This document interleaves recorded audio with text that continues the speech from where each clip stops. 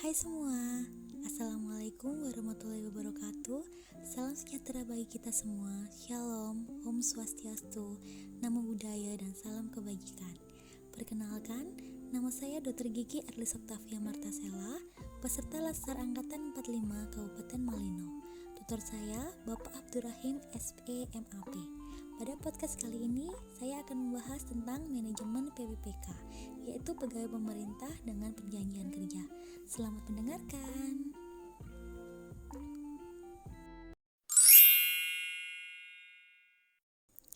Berdasarkan jenisnya, pegawai aparatur sipil negara terdiri atas pegawai negeri sipil atau PNS dan pegawai pemerintah dengan perjanjian kerja atau PPPK. Yang kita bahas saat ini adalah manajemen PPPK. Manajemen PPPK meliputi penetapan kebutuhan, pengadaan, penilaian kinerja, penggajian dan tunjangan, pengembangan kompetensi, pemberian penghargaan disiplin, pemutusan hubungan perjanjian kerja, dan perlindungan. Kita bahas yang pertama, yaitu penetapan kebutuhan. Setiap instansi pemerintah wajib menyusun kebutuhan jumlah dan jenis jabatan PPPK berdasarkan analisis jabatan dan analisis beban kerja. Penyusunan kebutuhan jumlah PPPK tersebut dilakukan untuk jangka waktu 5 tahun dan diperinci per 1 tahun berdasarkan prioritas kebutuhan. Yang kedua yaitu pengadaan. Setiap warga negara Indonesia mempunyai kesempatan yang sama untuk melamar menjadi calon PPPK. Setelah memenuhi persyaratan, pengadaan calon PPPK ini merupakan kegiatan untuk memenuhi kebutuhan pada instansi pemerintah dengan melalui tahapan 1. Perencanaan, 2. Pengumuman lowongan, 3. Pelamaran, 4. Seleksi, 5. Pengumuman hasil seleksi, 6. Pengangkatan menjadi PPPK. Yang ketiga yaitu penilaian kinerja. Penilaian kinerja PPPK bertujuan untuk menjamin objektivitas prestasi kerja yang sudah disepakati berdasarkan perjanjian kerja antara PPK dengan pegawai yang bersangkutan. Penilaian kinerja PPPK dilakukan secara objektif, terukur, akuntabel, partisipatif, dan transparan. Yang keempat, penggajian dan tunjangan. Pemerintah wajib membayar gaji yang adil dan layak kepada PPPK.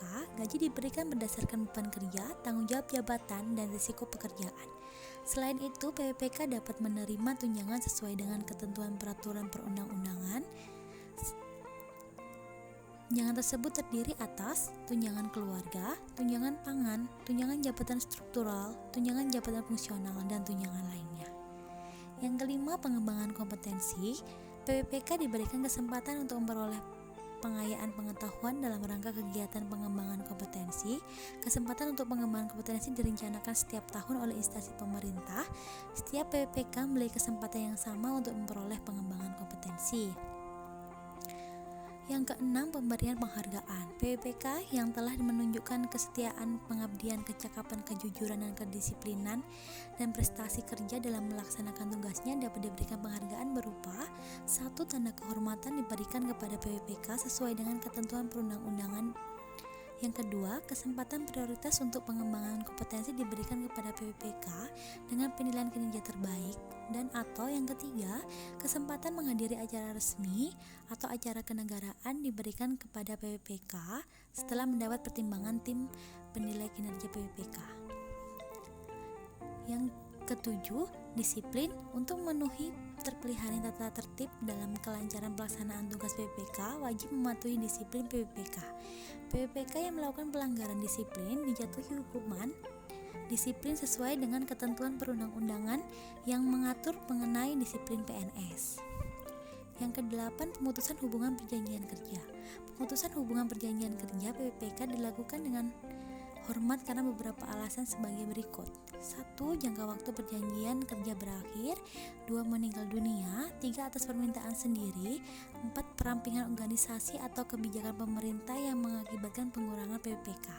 Atau 5. Tidak cakap jasmani dan atau rohani sehingga tidak dapat menjalankan tugas dan kewajiban sesuai perjanjian kerja yang disepakati. Yang kedelapan, perlindungan. Pemerintah wajib memberikan perlindungan berupa jaminan hari tua, jaminan kesehatan, jaminan kecelakaan kerja, dan jaminan kematian dilaksanakan sesuai dengan sistem jaminan sosial nasional. Sementara bantuan hukum diberikan berupa bantuan dalam perkara yang dihadapi di pengadilan terkait pelaksanaan tugas PPPK.